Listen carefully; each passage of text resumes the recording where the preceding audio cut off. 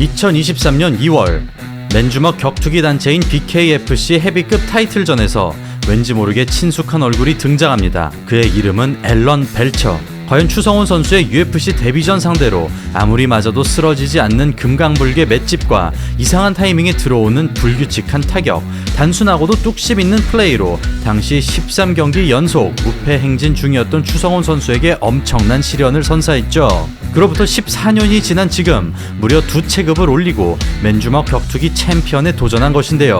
마흔을 코앞에 둔 그가 과연 기적을 일으킬 수 있을지 오늘은 앨런 벨처의 신기한 스토리를 알려드리겠습니다. 시청자 여러분 안녕하십니까? 전세계 모든 투기 종목을 다루는 저는 차도루입니다. 투기 종목, 다시 말해 싸움과 관련된 스포츠를 좋아하신다면 저희 차도루 채널 구독하기 잊지 말아주십시오. 2009년 1월 데니스 강의 UFC 데뷔전 상대이자 미들급 중상위권 선수였던 앨런 벨처. 그는 가라데와 태권도, 유도, 주짓수 등 다양한 무술을 수련했으며 15살 때부터 아마추어 무대에 뛰어든 베테랑 선수입니다. 특히 타격과 서브미션에 강점이 있는 그는 뭔가 꺾일 듯 꺾이지 않는 고집을 가지고 있는데요. 그런 우직함을 토대로 일발 역전에 성공. 이어지는 시합에서 이제 막 UFC로 입성한 추성훈 선수를 만납니다. 당시 일본 격투계가 몰락함에 따라 세력 확장을 빠르게 진행했던 UFC. 기념비적인 UFC 100에서 두 선수가 만난 것은 K1 히어로즈의 초특급 슈퍼스타인 추성훈을 띄워주기 위함으로 네링 밸류가 떨어지는 벨처는 솔직히 희생양에 가까웠죠. 그러나 막상 경기가 시작되자 예상치 못한 방향으로 흘러가는데요. 거대한 체격을 앞세워 당당히 전진하던 벨처는 거친 공세를 몸으로 받아내며 특유의 우직함을 발휘, 불현듯 터트린 레프트 한 방으로 승기를 잡습니다. 테크닉적으로는 크게 뛰어나진 않지만 어딘가 모르게 남다른 구석이 있는 벨처. 추성훈 역시 슈퍼스타다운 화려함을 드러내고 이를 고스란히 앞면으로 받아내면서 기술과 내구력이 부딪히는 뜨거운 싸움이 펼쳐집니다. 미친듯이 두들기는 추성훈과 끈적하게 버티는 벨처. 그라운드에서도 승부를 내지 못한 두 선수는 다시금 한방 대결에 돌입. 추성훈의 공격과 벨처의 반격이 끊임없이 반복됩니다. 그저 단순하게 때릴 뿐이지만 주먹에서 심지가 느껴지는 벨처. 한쪽 눈이 감긴 추성훈. 그러나 투지는 타오르고 KO를 위해 모든 체력을 쏟아냅니다. 그렇게 3라운드 동안 명장면을 뽑아낸 두 선수는 존 존스, 마크 콜먼, GSP 등 쟁쟁한 후보를 물리치고 파이트 오버 더 나이트를 수상하면서 UFC 100대회 최고의 명경기로 꼽힙니다. 승리는 추성훈 선수가 가져가긴 했으나 솔직히 굳이 승패가 의미 없는 명승부였죠.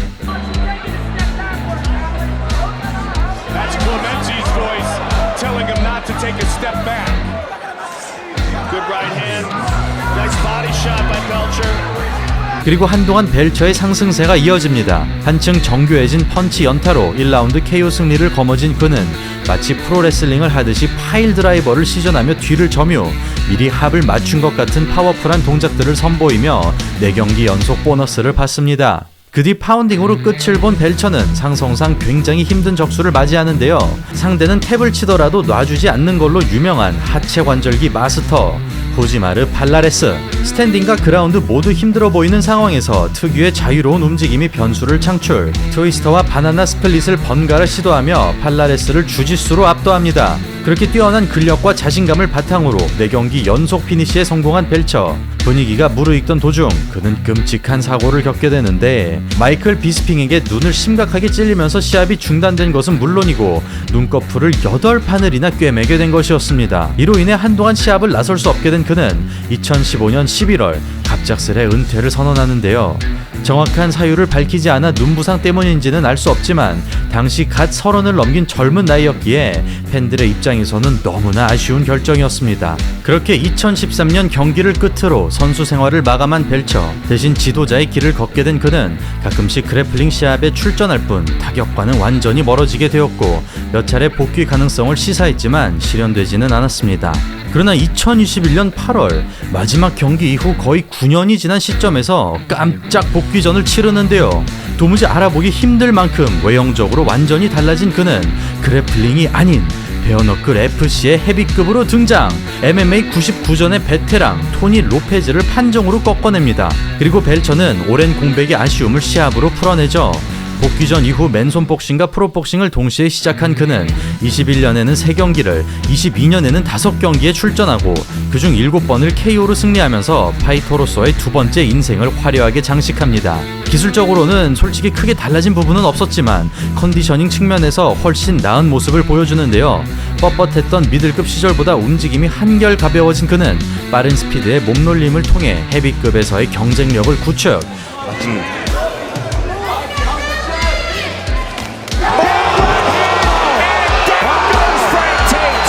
마치 오랫동안 해왔던 것처럼 복싱에 완전히 녹아듭니다. 거기에 원래부터 좋았던 내구력과 투지, 근력까지 더해지면서 사라진 모발만큼 전투력이 급상승하게 된 벨처. 그렇게 순식간에 떠오른 그는 드디어 BKFC 타이틀전으로 올라가는데 상대는 베어너클 7승 무패의 챔피언 아놀드 아담스입니다. 벨처와 마찬가지로 공격적인 타입이며 전체적인 스타일 자체가 맨손 복싱에 특화된 선수인데요. 브롤러끼리의 대결에서 과연 누가 살아남을 수 있을지 지금부터 보시겠습니다. 체중을 앞다리에 싣고 공격적으로 시작하는 두 선수, 거침없는 선제 공격, 더티 복싱으로 응수하자 똑같이 되돌려줍니다. 정면 대결에서는 한 수 물러서는 벨처, 체격 차이가 실감나는 상황인데요. 육중한 몸에 비해 핸드 스피드가 상당한 아담스입니다. MMA 출신인 만큼 클린치에도 일가견이 있는 아담스. 원투가 적재적소에 활용되고 거리를 잡지 못하면서 벨처의 어려운 시간이 계속됩니다. 수비에 집중해보지만 완벽하게 막을 수 없는 맨손 복싱 특성상 데미지가 쌓여가는 벨처. 원투와 잽잽투가 끊임없이 날아오고 일방적인 전개가 지속되면서 출혈까지 발생합니다. 숏불로 싸움에서도 이득을 거두는 아담스. 리치 차이부터 극복해야 하는 벨처. 쭉 뻗는 라이트가 눈의 가시로 들어옵니다. 리드미컬한 잽잽투, 더킹으로 좁혀보지만 여유로운 아담스. 챔피언의 위험을 보여주며 성공적으로 라운드를 마칩니다. 2라운드에 들어서자 상체를 열고 공격적으로 바꿔주는 벨처. 스트레이트를 캐치로 받겠다는 생각이지만 영리하게 앞손부터 찔러주고 있습니다. 어떻게든 붙고 싶은 벨처. 안아골절이 의심될 정도로 상태가 좋지 않은데요. 이렇게 되면 도박수를 걸어볼 수밖에 없지만 활발한 상체 움직임으로 근접전을 피해냅니다. 이 와중에 버팅까지 발생하면서 점점 더 어려워지는 벨처. 고통을 호소하는 도중 라이트 훅이 들어가고 아담스가 승리를 확신합니다. 안면이 심각하게 망가진 벨처. 그러나 포기하지 않고 시합에 나서는데요. 시간을 끌고 싶지 않은 아담스가 보다 적극적인 자세를 취합니다. 결국 버티지 못하고 또다시 쓰러지는 벨처. 여유를 만끽하는 아담스. 벨처는 착잡한 모습입니다. 그럼에도 꿋꿋이 일어나는 벨처.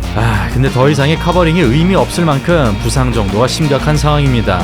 벨처의 선택은 가드가 아닌 헤드슬립. 등 뒤를 잡는 순간 기적 같은 역전이 일어납니다. 어이없다는 듯이 웃고는 있지만 머릿속이 복잡할 수밖에 없는 아담스. 경기는 재개되고 사뭇 다른 분위기 속에서 2라운드가 끝이 납니다.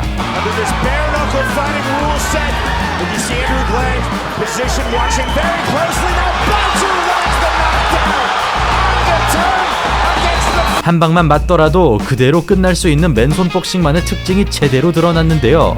과연 이 혼란 속의 승자는 누가 될 것인지 이제 3라운드로 넘어갑니다. 떨어지면 답이 없다는 전제하에 저돌적으로 달려드는 벨처. 숏블로가 효과적으로 들어가고 아담스 역시 큰 주먹으로 반격하지만 커버링을 뚫지 못합니다. 체력을 쏟아붓는 양 선수. 더킹 레프트 훅, 칼라타이 어퍼컷.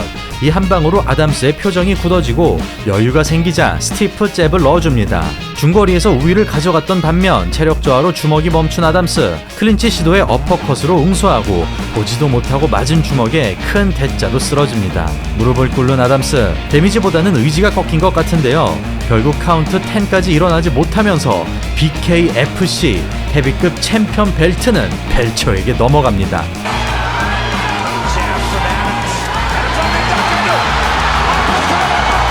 이렇게 두 번의 다운 이후 보란듯이 되돌려주면서 대역전승을 만들어낸 앨런 벨처. 마치 조지 포먼이 은퇴를 번복하고 챔피언에 오른 것처럼 벨처 역시 두 번째 파이터 인생을 너무나 성공적으로 장식했습니다. 경기 내용을 정리해보자면 아담스의 스트레이트를 벨처 특유의 우직함으로 짓눌러 버렸는데요. 초반까지만 하더라도 아담스의 빠른 핸드 스피드에 손해가 쌓여갔고 이를 더티 복싱과 근접전으로 타개해보려 했으나 아담스가 바디워크로 무마하면서 일방적인 전개로 흘러갔습니다. 또한 글러브가 없다는 것이 얼마나 위험한 부분인지를 알 수 있었습니다.